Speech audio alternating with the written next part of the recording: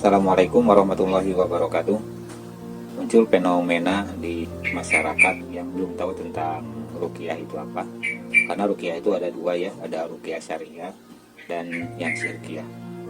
Jadi yang ingin dijelaskan pada kali ini apa sih maksudnya ruqyah itu, terutama channel ruqyah Kang Ojo.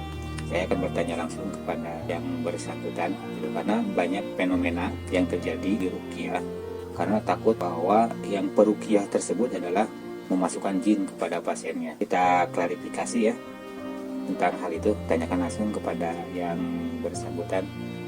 Assalamualaikum warahmatullahi wabarakatuh. Waalaikumsalam warahmatullahi wabarakatuh. Ini saya tanyakan perkara metode yang Kang Ojo gunakan dalam ruqyah. Benar nggak sih bahwa ruqyah itu akan memasukkan jin atau apapun kepada pasien ruqyah, dan bagaimana prosesnya? Apakah harus meronta-ronta, harus bagaimana? Silakan penjelasannya dari Kang Ojo. Ya, makasih Kang atas waktunya. Banyak DM ataupun WA ya Kang yang datang sih menanyakan kepada saya, khususnya orang-orang yang dikatakan awam lah dalam ruqyah. Mereka sebenarnya itu ingin tahu, tapi mereka itu takutan Kang. Karena seperti Akang bilang tadi bahwa ruqyah katanya seorang peruqyah seperti memasukkan jin ke dalam pasien, padahal itu tidak 100% tidak benar seperti itu. Yang ada peruqyah itu hanya menggunakan ayat-ayat Allah dan dari hadis-hadis sahih Rasulullah SAW. Adapun mungkin sebagian orang khususnya masyarakat Indonesia, karena melihat di tayangan-tayangan TV ya Kang, tayangan-tayangan TV, ruqyah itu identik dengan kesurupan. Padahal tidak semua ruqyah kesurupan. Ada yang justru mereka tenang, justru mereka seperti rileks, tertidur. Kenapa di TV-TV terlihat ada yang seperti kesurupan, meronta-ronta, ada yang menjerit, menangis, bahkan berguling-guling? Karena mungkin itu pertama, TV itu hanya menayangkan orang-orang yang mengalami gangguan sihir atau gangguan jin itu udah menahun Kang. Udah menahun, udah lama. Jadi tatkala jin yang bersarang di tubuh kita sudah lama atau sihir yang digunakan itu sihir yang sangat kuat, maka terjadi perlawanan fisik. Makanya sering terjadi meronta-ronta, menjerit, bahkan tidak jarang ada yang mencekik, memukul kepada peruqyah. Jadi di sini saya tegaskan bahwa ruqyah itu cuman kita memberikan arti ruqyah itu kan jampi-jampi atau doa-doa. Kita cuma mendoakan orang tersebut, tatkala orang tersebut tidak ada di dalamnya jin, sihir atau apapun, ya seperti kita biasa mendengarkan alunan ayat suci Al-Quran, tidak terjadi efek apa-apa. Adapun mungkin orang-orang yang subscribe di ruqyah Kang Ojo, ada yang bertanya kepada saya, katanya ruqyah syariah, tapi kenapa saya dalam video saya itu menampilkan tentang efek kodam yang mendengarkan lagu daerah ya Kang, khususnya di Jawa Barat. Itu saya sebagai perbandingan atau gambaran kepada masyarakat. Ya, ruqyah mungkin bisa diartikan bisa mirip seperti itu ya Kang. Kalau kita melihat di video itu, orang-orang yang mendengarkan lagu, orang yang tidak mempunyai khodam dalam dirinya itu mereka enjoy, tidak merasa apa-apa, tidak kesurupan, tidak merasa hilang kesadaran. Lah itu ruqyah juga sama seperti itu. Jadi tatkala di ruqyah orang tidak ada khodam atau jin di dalam dirinya, maka tidak akan terjadi efek apa-apa. Justru biasanya efek yang ada itu efek ketenangan di dalam diri pasien itu Kang.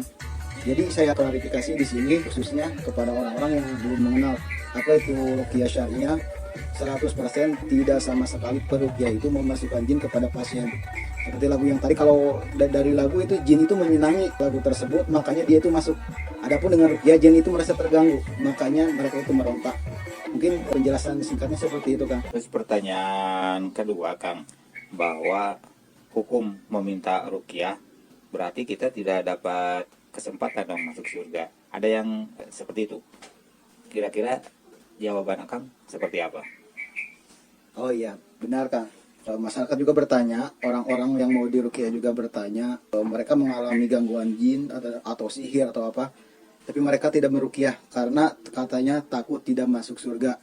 Padahal dalam redaksi hadis tersebut, saya juga sudah upload di video saya, itu penjelasan dari Al-Ustadz Adi Hidayat, mengatakan hadisnya itu seperti itu, bahwa ada 3 golongan ya Kang, yang tidak bisa masuk surga langsung tanpa hisab. Bukan tidak masuk surga, tapi tidak masuk surganya tidak tanpa hisab Kang. Nah, salah satunya orang yang minta diruqyah.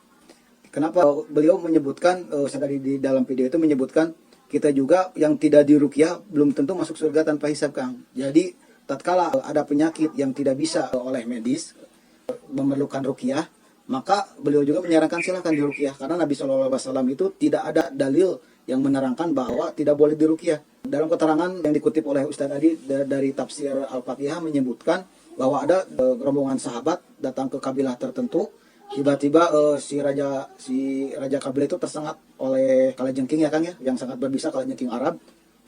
Dia itu tidak bisa disembuhkan, lalu mencari bertanya kepada para sahabat, adakah dari di antara kalian yang bisa menyembuhkan? Dan salah satu sahabat itu mengacungkan diri, saya bisa.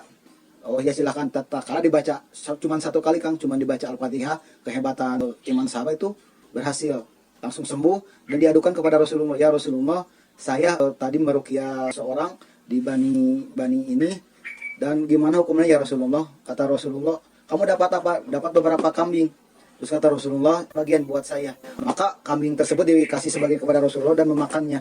Di sini udah seandainya ruqyah itu tidak boleh, pasti Rasulullah melarang. Tapi tidak, Rasulullah SAW itu tetap memakannya. Pernah juga ada suatu dalil mengatakan, emang pernah itu ruqyah zaman dulu itu karena tidak boleh, diharamkan, karena tidak berisi tentang Al-Quran dan Sunnah. Pernah ahli ruqyah sama Rasulullah SAW didatangkan. Coba saya ingin mendengar bagaimana bacaan ruqyah kalian. Tiba-tiba sahabat itu meruqyah dengan bacaan Al-Quran dan Sunnah. Silahkan, kalian boleh meruqyah, asalkan tidak keluar dari Quran dan Sunnah. Dan salah satu ciri ruqyah syariah itu tidak boleh ada bacaan yang disyiarkan, Kang. Jadi bacaannya harus dijaharkan. Terus ada juga keterangan anak Ja'far radhiyallahu anhu, kalau nggak salah itu mereka itu sangat kurus. Maka Rasul memerintahkan kepada ahli ruqyah, coba ruqyah itu anak Ja'far. Bahkan tatkala kita melihat di asbabun nuzul turunnya surat Falaq sama Anas, Rasulullah SAW waktu itu dengan biidznillah, dengan izin Allah, terkena santet dan malaikat Jibril sendiri yang meruqyah. Jadi ruqyah itu bukan tidak bisa memasukkan ke surga, Kang. Tapi kata Rasulullah SAW, tidak punya kesempatan kita masuk surga tanpa hisab.